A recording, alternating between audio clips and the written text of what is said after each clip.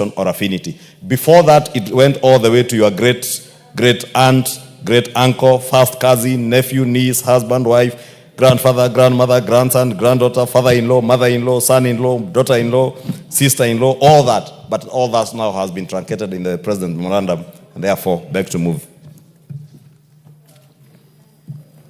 Honorable members, I propose the question that Clause 2 be amended as recommended by His Excellency the President.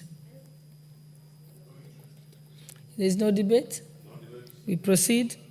Honorable members, I put the question that Clause 2 be amended as recommended by His Excellency the President. Will as many as of that opinion say aye? Aye. Will as many as of those of the contrary opinion say nay? The ayes have it. No, you should say the nays. Let's get to, we have not even begun.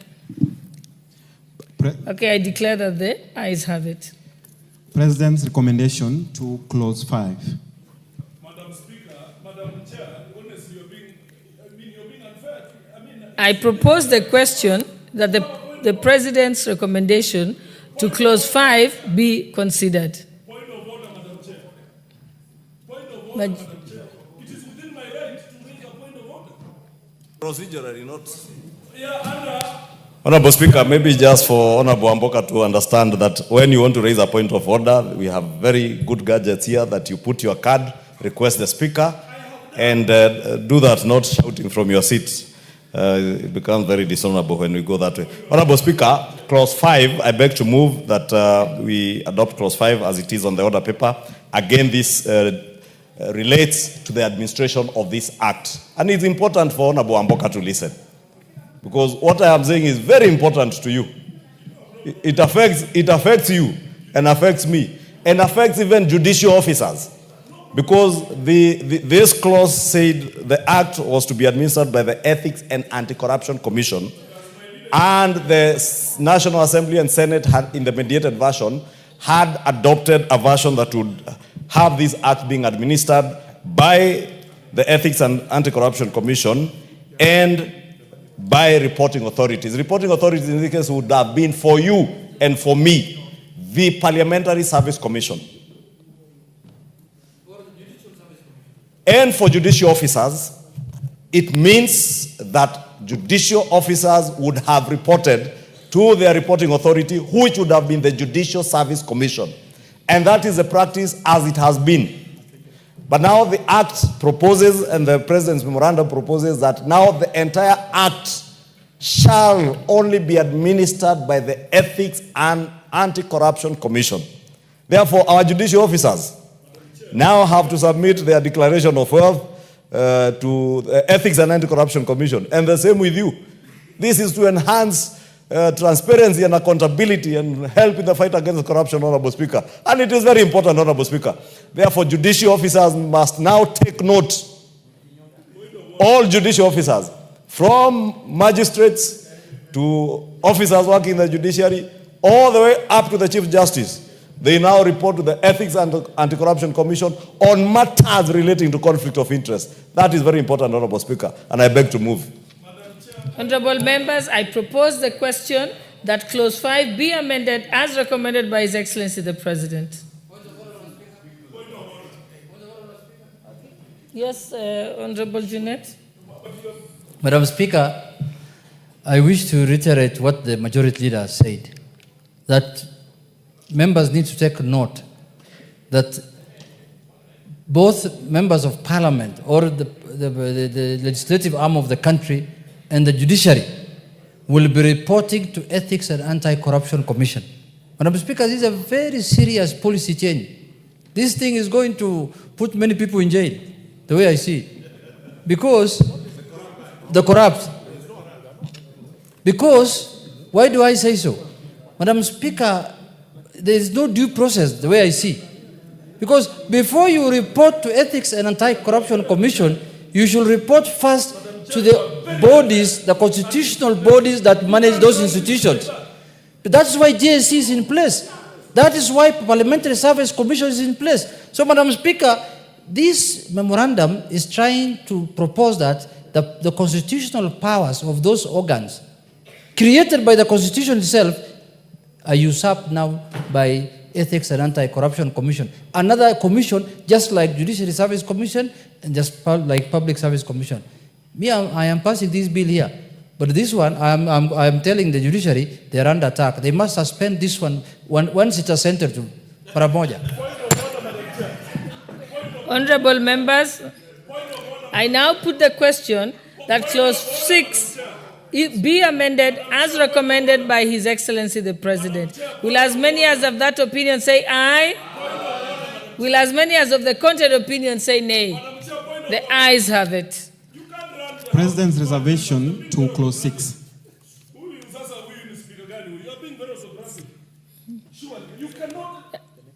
The next majority leader? Continue, Chair. Go to clause number 8. Honorable Speaker, Honorable Chair, I beg to move that clause 6 be amended for as is on the order paper. Again, Honorable Speaker, this relates to just function of the commission, and in this reference, again, is the EACC commission, and I beg to move. Honorable members, I propose the question that clause 6, that clause 6, that the President's recommendations as, no, Honorable members, let me repeat that. I propose the question that the President's recommendations to clause 6 be considered.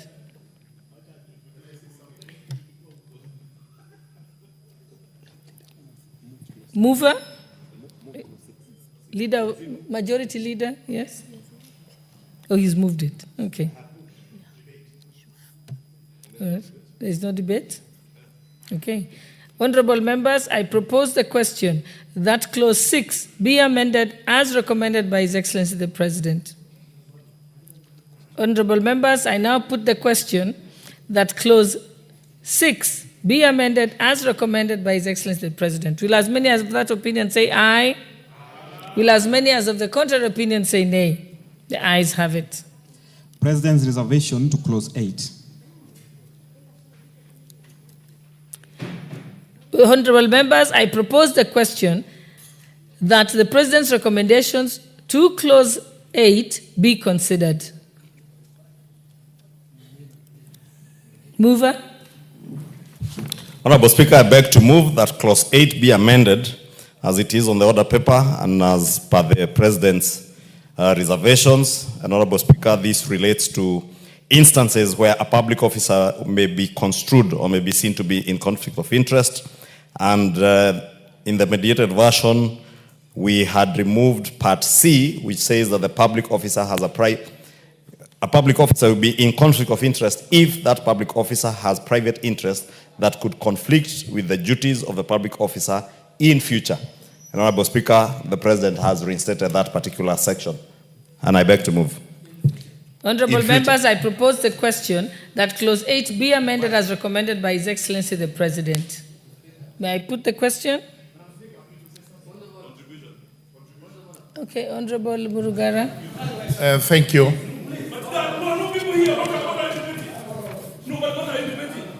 You can't force laws on us that are not permitting, and I mean that are not going to run with us. What are you? What's wrong? Throw him out. No. It's gross disorder. No, Thank you. Thank you. Thank you. but I should be allowed to speak. I should be allowed to speak. Honorable, But I'm behaving in the organization. Honorable Wanami, please be orderly.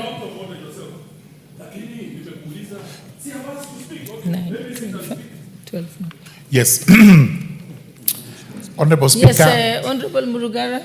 Honorable Speaker, the reservation which has actually been brought to us may be valid to some extent, but we should note that it applies to duties that the public officer may actually have in the future. Again, this is for everybody to note, and it's subject to debate, which debate we are doing now. Thank you, Honorable Chairperson. Honorable members, yes, Honorable Jeanette.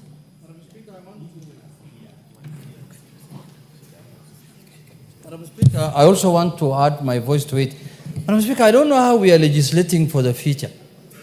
That if someone is going to have a conflict of interest in the future, Madam Speaker, I don't think this clause has any meaning other than making things more difficult. Because if you say, if a member, and in the mediation report, it was removed. Now we are saying in the future, if somebody is going to have a conflict of interest, how will you know whether he's going to have a conflict in the future or not? You are not God. How will you know? Madam Speaker, this one, we disagree, but it is a President memorandum. So are you calling for a division? Honorable members, I now put the question that clause 8 be amended as recommended by His Excellency the President. Will as many as of that opinion say aye? Aye. Will as many as of the contrary opinion say nay? The ayes have it. President's reservation to clause 12.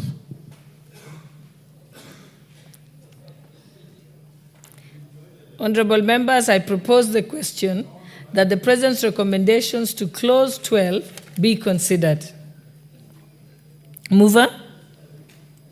Honorable Speaker, I beg to move that clause 12 be adopted as proposed by the President in his reservations and as it is on the order paper. Honorable Speaker, again, clause 12 had a proviso under clause 3, which was introduced in the mediated version, which says that despite subsection 1, no proceeding shall lie against a public officer who grants special consideration or treatment or advantage in good faith. That, again, Honorable Speaker, the President's reservation are to remove that particular clause. And that, Honorable Speaker, is the issue we had raised during debate, that should you extend a favor to somebody on account of maybe age? People are queuing at the airport. There's a very elderly person, and on account of their age, a public officer allows them to jump the queue. That cannot constitute conflict of interest, whether or not they know that person. But in the President's wisdom, he thinks we should not have that, and therefore that has been deleted. I beg to move. Honorable members, I propose the question that clause 12 be amended as recommended by His Excellency the President. May I put the question? Honorable members, I now put the question that clause 12 be amended as recommended by the President. Will as many as of that opinion say aye? Aye. Will as many as of the contrary opinion say nay? The ayes have it. President's reservation to clause 16. Honorable members, I propose the question that the President's recommendations to clause 16 be considered. Mover? Honorable Speaker, I beg to move that clause 16 be amended as proposed by the President in his memorandum of reservations and as it is on the order paper. Again, Honorable Speaker, this relates to clause 3A. That says where a public officer has knowledge that a family member or a relative has accepted a gift or favor under subsection 1, the public officer shall within 48 hours of such knowledge, or if not on duty within 48 hours of resumption of duty, make a declaration of the acceptance giving sufficient details of the nature of the gift or favor accepted, the donor, and the circumstances under which it was accepted for purposes of assessment of potential conflict of interest. Again, Honorable Speaker, the House, in our wisdom, we had created this proviso because I may not know. For instance, Mzee Ishongwa in Kikuyu now might be receiving a goat from a neighbor. And if I do not go to my father's house today or tomorrow within 48 hours, my father is my relative. I could be construed to be in conflict of interest because my father or a relative received a gift and may be construed to be on my behalf, and I don't report it within 48 hours. But again, as I have said, and many of us, including our judicial officers, Honorable Speaker, work in places away from many of our relatives. Your relatives in the village may receive gifts and probably receive a gift when you're a judge or a magistrate. You must be very careful, especially if you're a judge, that if your grandfather in the village receives a gift from somebody who has a matter before you or a matter in court, it may be construed to be conflict of interest. And therefore, Honorable Speaker, that is what the House had sought to clarify. But again, in the wisdom of EACC and the President, they think we should bring that back. and therefore you will be now contravening this section, and you will be committing an offense if you do not make that declaration. I beg to move. Honorable members, I propose the question that clause 16 be amended as recommended by the President. Yes, Honorable Junet. Madam Speaker, it must go on record that we oppose this memorandum. Madam Speaker, considering these two clauses, the last one that just passed and this one, you can see this bill is not a Kenyan bill, honestly, because it's an affront to all African cultures and values, saying that if your relative who is living far away from where you stay receives a bag of bananas from another person as a gift, or a bag of cassava, and you don't declare, then you have a conflict of interest case to answer. If you do a favor to an elderly person in a queue, in good faith, then there is a conflict of interest. Madam Speaker, Madam Chair, you can see this bill and clauses are alien to our country. Whichever intentions it wants to achieve, let's pray to God that it might not. I can see Owen Bayer in jail, the way he's sitting next to me. I can just see. I propose the question that clause 16 be amended as recommended by His Excellency the President. Honorable members, I now put the question that clause 16 be amended as recommended by His Excellency the President. Will as many as of that opinion say aye? Aye. Will as many as of the contrary opinion say nay? The ayes have it. President, reservation to clause 17. Honorable members, I propose the question that the President's recommendations to clause 17 be considered. Chair, Leader of Majority, mover. This is 18. 17. Honorable Speaker, I beg to move that clause 17 be amended as it is on the order paper and as the President's reservations. Again, the reservations, Honorable Speaker, related to the reporting authorities maintaining a register of gifts received. We had said gifts received by public officers serving in the reporting entity. Now the President's reservations have added the word any person, that it is gifts received by any person serving in the reporting entity, not just public officers. Even if you are not a public officer and you are serving in the reporting entity, you must declare those gifts. Honorable Speaker, I beg to move.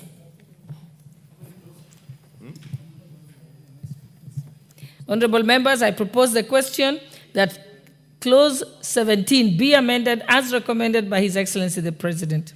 Honorable members, I put... Yes, Honorable Murugara.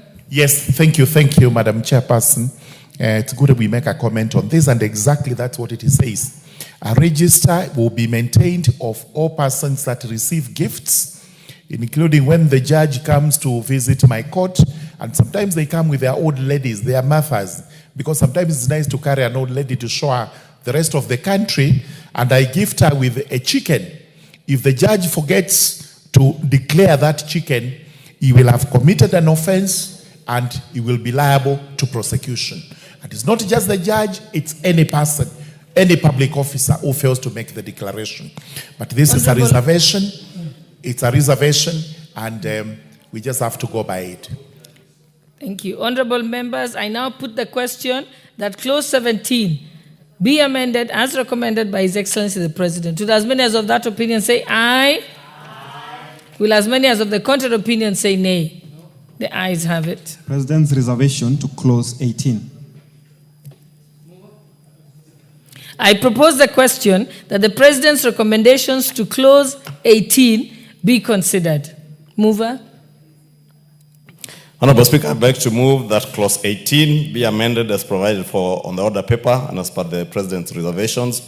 This relates again to gifts, Honorable Speaker, and 18 had said a public officer member of the officer's family or relative of the public officer shall not accept any complimentary treatment for any purpose unless a complimentary treatment offered is required in his official capacity or in exceptional capacities.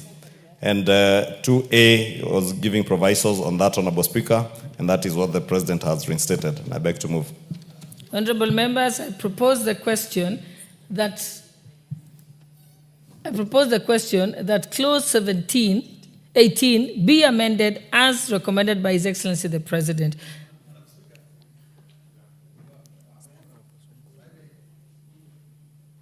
Yes, Honorable Sinkuli.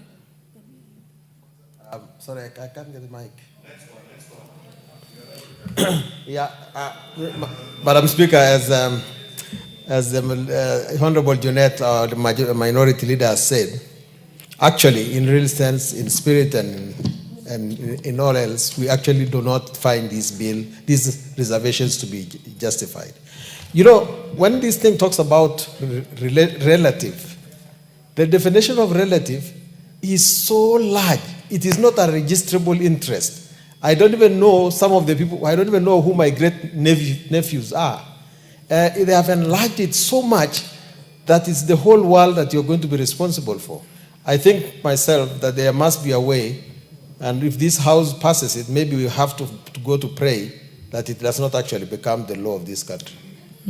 Honorable members, I now put the question that clause 18 be amended as recommended by His Excellency the President. Will as many as of that opinion say aye? Aye. Will as many as of the contrary opinion say nay? The ayes have it. President's reservation to clause 20. I propose the question that the President's recommendations to clause 20 be considered. Majority Leader, mover. Honorable Speaker, I beg to move that the President's reservations, as per the memoranda and as stipulated on the order paper, be approved. Honorable Speaker, again, this relates to acquiring of interest. Members, you remember what we were discussing in debate on whether a public officer shall, or rather, it's stipulated that a public officer shall not acquire an interest in a partnership, private company, or any other legal entity that is a party to a contract with any reporting entity under which the partnership, private company, or legal entity receives a benefit. Again, Honorable Speaker, that related to reporting entities since, as I said, PSC, JSC, ESCC, and we had sought to restrict it to only your reporting entity, but it has been restated to mean any reporting entity. Thank you, Honorable Speaker. Honorable members, I now put the question. Honorable members, I now propose the question that clause 20 be amended as recommended by His Excellency the President. Yes, Honorable Murugara.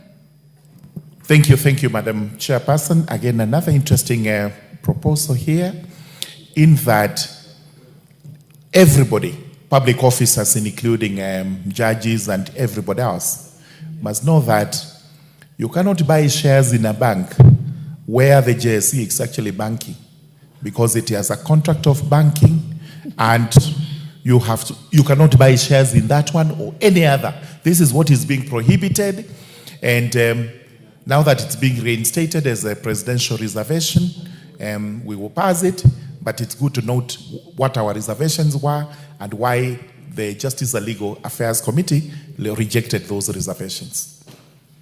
Honorable members, I now put the question that clause 20 be amended as recommended by His Excellency the President. Will as many as of that opinion say aye? Aye. Aye. Will as many as of the contrary opinion say nay? The ayes have it. President's reservation to clause 30. Honorable members, I now propose the question that the President's recommendations to clause 30 be considered. Majority Leader. 30. Honorable Speaker, I beg to move that clause 30 be amended as provided for in the President's reservations, memorandum of reservations, and as it is on the order paper. This is deletion of subsection 2, where we had removed that this subsection shall not apply to a member of parliament or a county assembly. Now it applies, since that is being deleted. Beg to move. Honorable members, I propose the question that clause 30 be amended as recommended by His Excellency the President. Honorable members, I now put the question that clause 30 be amended as recommended by His Excellency the President. Will as many as of that opinion say aye? Aye. Will as many as of the contrary opinion say nay? The ayes have it. President's reservation to clause 31. I propose the question that the President's recommendations to Clause 31 be considered. Mover? Honorable Speaker, I beg to move that Clause 31 be amended as per the President's Memorandum of Reservations and as stipulated on the order paper. Again, Honorable Speaker, this relates to... Sorry. I think it relates to declarations, and there was 4 that we had deleted, which has been restated that for purposes of this section, material change means at least 25% increase or decrease in the value of an income, asset, or ability, the disposal or acquisition of an asset or ability, changes in marital status, appointment to or changes in directorships, changes in memberships in companies and partnerships and other legal entities, however established, or changes in the membership in social associations, societies, clubs, foundations, or trusts. We had deleted that particular provision in the mediated version, Honorable Speaker, and was there in the original bill, and it has been reinstated.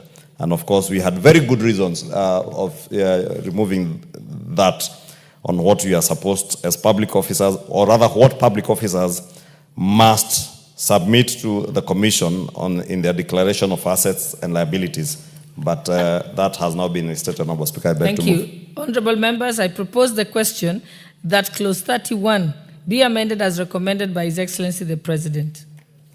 Honorable members, I now put the question that Clause 31 be amended as recommended by His Excellency the President. Will as many as of that opinion say aye? Will as many as of the contrary opinion say nay? The ayes have it. President, reservation to Clause 35. I propose the question that the President's recommendation to Clause 35 be considered. Mover? Thank you, Honorable Speaker. I beg to move that Clause 35 be amended as provided for in the order paper and as per the President's Memorandum of Reservations. Again, Honorable Speaker, this related to Clause 33C, 1C, which we had removed, and it's been reinstated, just stating its completeness and correctness. Thank you, Honorable Speaker. I beg to move. Honorable members, I propose the question that Clause 35 be amended as recommended by His Excellency the President. Honorable members, I now put the question that Clause 35 be amended as recommended by His Excellency the President. Will as many as of that opinion say aye? Aye. Will as many as of the contrary opinion say nay? The ayes have it.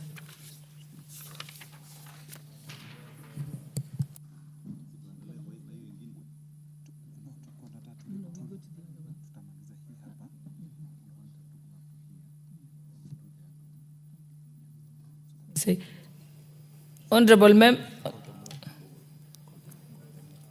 mover of this bill. Honorable Chairperson, I beg to move that the committee do report to the House its consideration of the President's reservations to the Conflict of Interest Bill, National Assembly Bill number 12 of 2023, up to Clause 35 and its approval.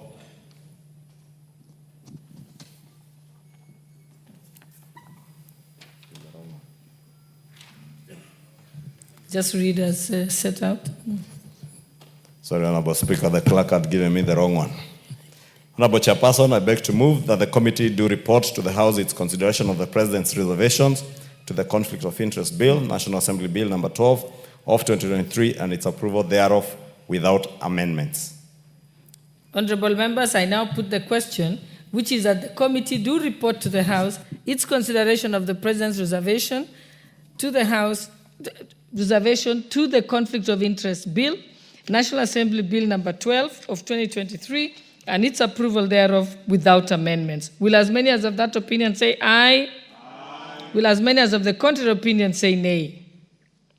The ayes have it.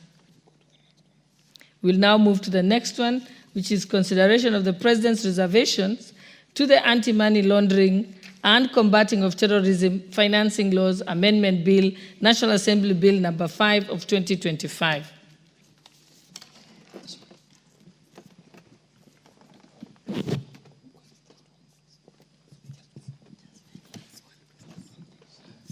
President's reservation to clause 3.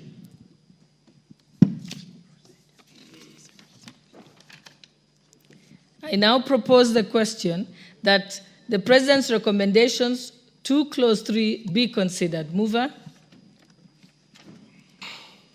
Thank you, Honorable Speaker.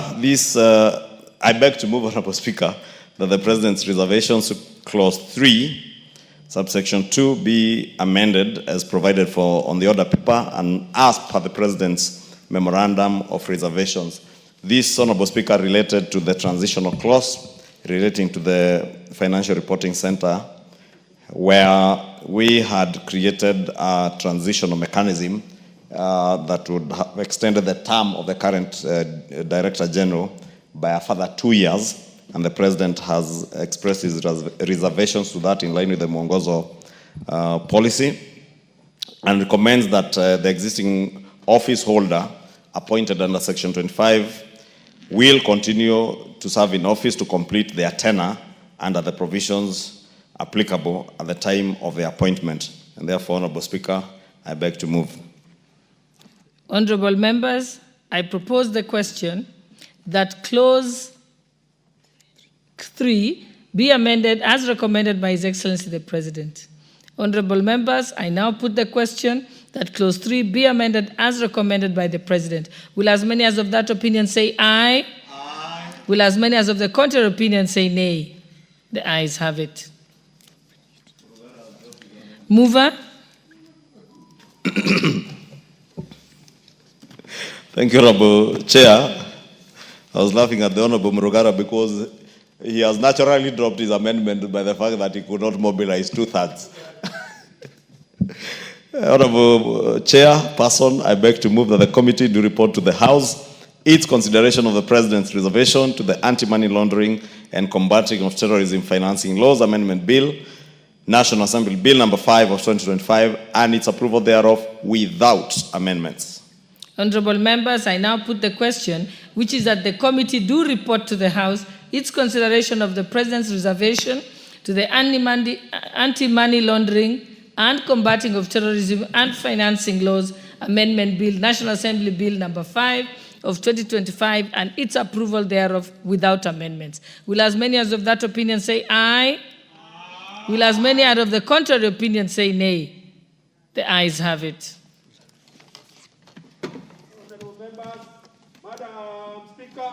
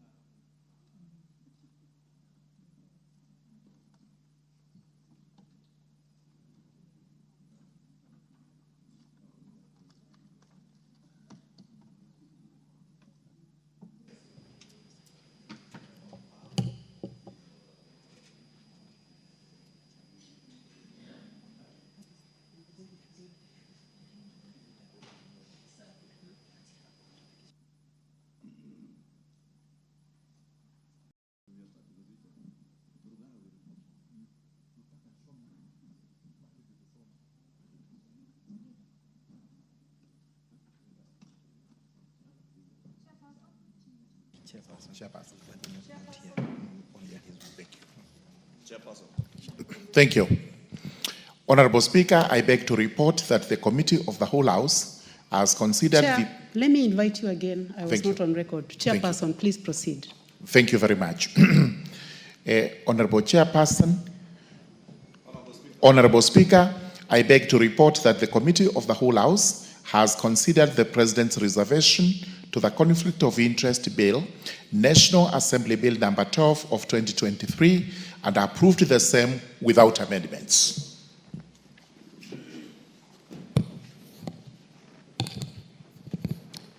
Move out the bill. The Majority Leader. Honorable Speaker, I beg to move that the House do agree with the committee in the said report. I also request Honorable Dorothy to second the motion for agreement with the report of the Committee of the Whole House. Honorable Dorothy, please proceed. Thank you, Honorable Speaker. I do second the report. Thank you. Thank you very much. Honorable members, I propose the question which is that the House do agree with the committee in the said report. Let me put the question. Will as many as are of that opinion say aye?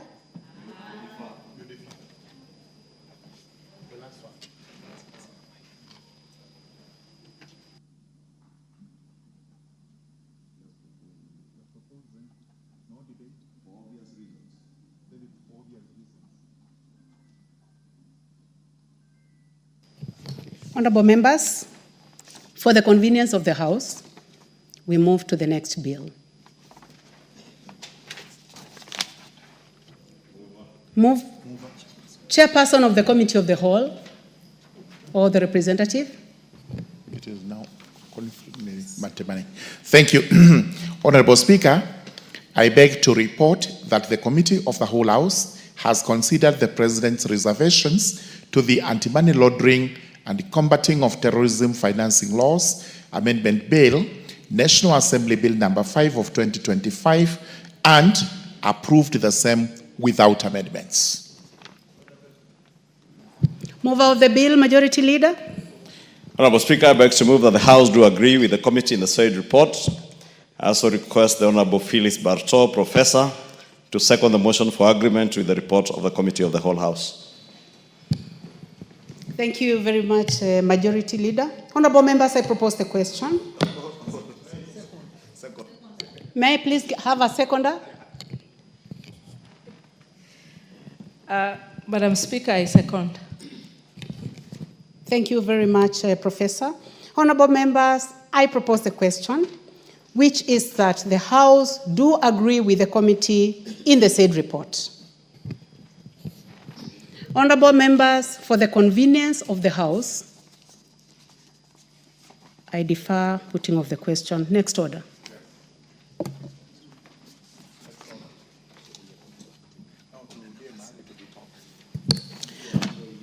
Order number 7, questions and statements.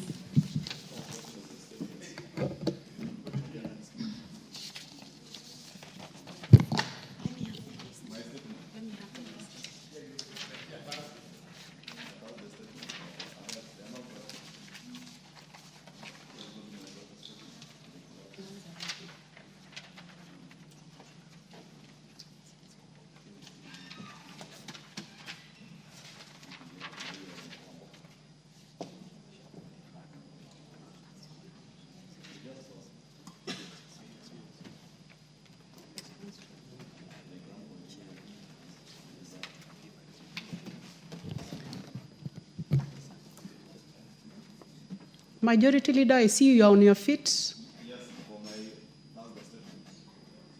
I don't think there are questions, Honorable Speaker. Yeah, after dropping some of the questions, what we have is responses to statements. So, Majority Leader, you may proceed with your... Thank you, Honorable Speaker. Honorable Speaker, on behalf of the House Business Committee, and pursuant to the provision of Standing Orders 44.2a, I rise to give the following statement on prioritization of business for consideration during the week. Honorable Speaker, I wish to officially welcome back members from the short recess. I hope we have all come back invigorated, in readiness to perform our roles in what promises to be a very busy part of the fourth session. I further urge committees with priority business pending before them to expedite consideration and submission of reports to the House so as to enable the conclusion by the House within the set timelines. Honorable Speaker, with regards to business scheduled for Tuesday next week, the House is expected to consider in second reading the Learners with Disabilities Bill, Senate Bill number 4 of 2023, and the National Cohesion and Integration Bill, National Assembly Bill number 74 of 2023, should they not be concluded today. Additionally, Honorable Speaker, debate will be undertaken on the following motions should they not be concluded in the course of business today. 1 is consideration of session of paper number 7 of 2024 on the National Sanitation Management Policy. 2 is consideration of the Comprehensive Economic Partnership Agreement between the Republic of Kenya and the United Arab Emirates. And 3 is report on the ratification of the agreement on fisheries subsidies. Honorable Speaker, as members will recall, you issued a communication on the priority business that will come before the House during this part of the session, notably relating to the budget process. As such, members will note that the general debate on the budget estimates of revenue and expenditure for the financial year 2025-2026 will be prioritized once the Budget and Appropriations Committee tables its report. And Honorable Speaker, I can report they have been very busy this week in their retreat finalizing on this. This will be followed by prioritization of other budget-related business, including the Committee of Supply on the estimates, the Finance Bill 2025, and the Appropriation Bill 2025.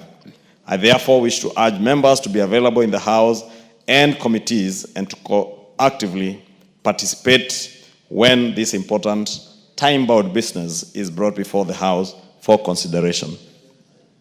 Honorable Speaker, in accordance with the provisions of Standing Order 42A5 and 6, I wish to convey that the Cabinet Secretary for Roads and Transport is scheduled to appear before the House on the afternoon of Wednesday, 4th June 2025, to respond to the following questions. Question number 013 of 2025 by the member for Vihiga County, the Honorable Beatrice Adagara MP, regarding the status of construction of the Shamahoho-Gitambai Road. 2. Question number 014 of 2025 by the member for Ruiru, the Honorable Simon Kingara MP, regarding the processing of the smart driving licenses in the country. 3 is question number 015 of 2025 by the member for Teso South, the Honorable Mary Emase MP, regarding the rehabilitation and maintenance of the Busia-Malaba Road. 4 is question number 053 of 2025 by the member for Moiben, the Honorable Professor Phyllis Barto MP, regarding the commencement of construction works on the Tachasis, Chebiemit, Ainet, Chebarus, and Riadha roads. 5 is question number 054 of 2025 by the member for Kinango, the Honorable Gonzi Rai MP, regarding the current condition of Kinango-Mariakani Road, C107, and the impact of the recent rains on its deterioration. And finally is question number 057 of 2025 by the member for Naivasha, the Honorable Jane Kihara, regarding compensation of land owners for land acquired by the Kenya Railways Corporation for the construction of the standard gauge railway and the metric gauge railway. Finally, Honorable Speaker, the House Business Committee will reconvene on Tuesday, 3rd June 2025 to schedule business for the rest of the week. I now wish to lay this statement on the House, and thank you, Honorable Speaker.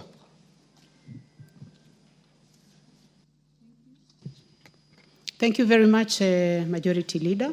Honorable members, before we proceed, I would like to welcome the following guests. In the Speaker's Gallery this afternoon, we have Kanywa Mbora Boys High School, Mbere North Constituency in Embu County, Kajiado SDA School from Kajiado Central, Kajiado County. Also in the public gallery, honorable members, we have Limuru Girls School from Limuru Constituency, Kiambu County. Honorable members, let us welcome them our usual way.